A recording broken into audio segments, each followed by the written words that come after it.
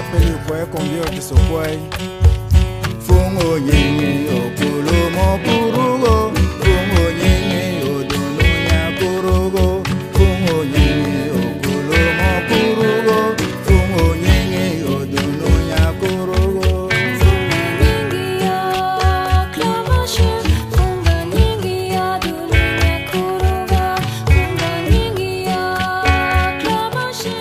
Effectivement, si dès que tu dis autre chose que l'agriculture qu'on fait actuellement en France est une agriculture extraordinaire et magnifique, devient une provocation, dès que tu sors de ça, ça devient une provocation. Effectivement, je suis un provocateur, comme beaucoup.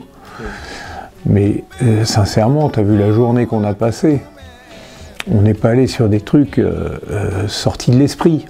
Nos anciens, avec leurs outils, avec leur contexte, dans leur forme, faisaient largement autant que, et allaient largement, et même beaucoup plus loin que nous, ce qu'on a proposé aujourd'hui en matière de relation à l'arbre, en matière de fonctionnement, de démarche, de lien au vivant, enfin tout ça, quoi. C'est évident.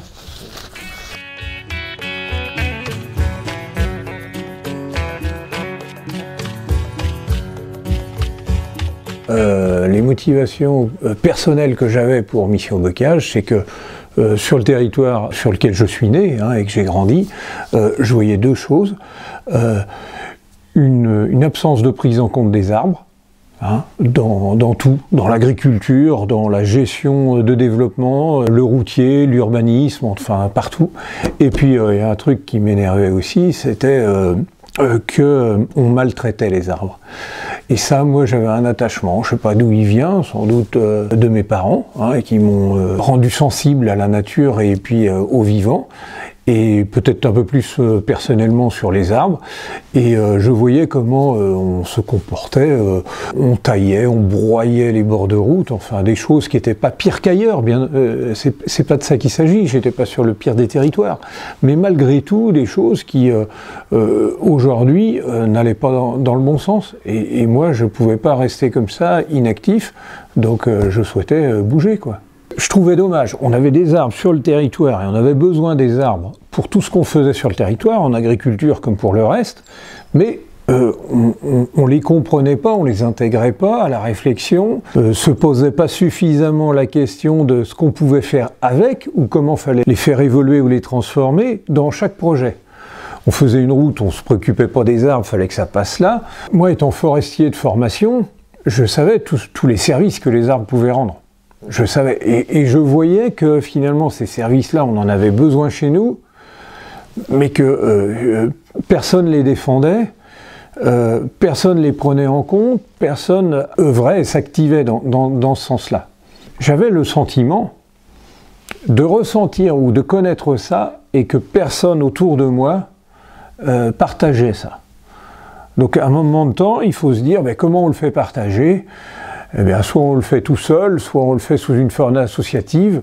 Moi, je trouvais ça plus cohérent, plus logique et plus sympathique que ça se fasse d'une forme associative, justement pour faire connaître, faire savoir ces idées-là, tous les intérêts de l'arbre, que ce soit des intérêts techniques, d'ailleurs le brise-vent, enfin toutes ces choses-là, le besoin ou sa capacité à produire de l'énergie, et c'est bien dommage qu'on ait autant maltraité les arbres auparavant, parce que du coup, quand on a eu besoin de cette biomasse, on ne l'avait plus, on l'avait sacrifié et saccagé.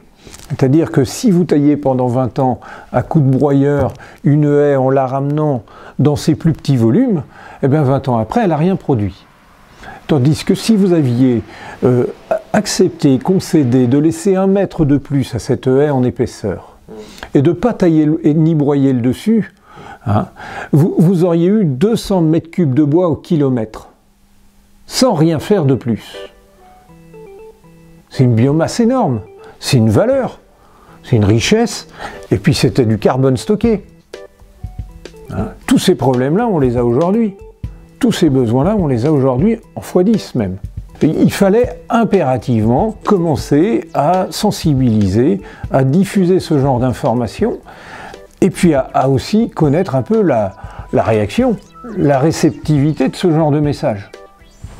Alors évidemment, on était dans des années très productives, où on était dans l'intensification de l'agriculture, il fallait y aller, il fallait, pourquoi pas des arbres, mais pas que ça embête. Là où ça ne devait pas gêner. Hein. Donc à chaque fois on trouvait une bonne raison pour que l'arbre il embête. Mais chez un certain nombre d'agriculteurs, pas la majorité, mais un certain nombre, ils ont commencé à percevoir les effets assez rapidement, ou à imaginer, ou à avoir conscience des effets qu'on allait avoir à moyen terme, à long terme, de la suppression, de la dégradation de ces éléments-là. Que ce soit sur l'érosion des sols, que ce soit sur le brise-vent, enfin peu importe, bien des agriculteurs, bien des habitants du territoire se sont rapidement dit quand on les contactait ou quand on conversait avec eux qu'il fallait faire quelque chose. Et du coup on est passé d'une volonté de faire connaître, de sensibiliser, de faire savoir, à aussi une structure où on était dans l'accompagnement du faire, c'est-à-dire de l'action, de la replantation, du service. Donc ça, c'était aussi important pour nous de rapidement ne pas être simplement dans l'incantation, il faudrait que, ce serait bien, mais rapidement de passer dans une démarche directement et immédiatement pratique et pragmatique. Là, il y a besoin d'arbres, là, il faut en remettre, là, il y a des sols à fixer, il y a des pentes, là, il y a du brise-vent à faire, eh bien, on replante. Voilà, donc on a commencé principalement, les demandes étaient plutôt dans ce sens-là par ici, au niveau des agriculteurs, sur de la replantation.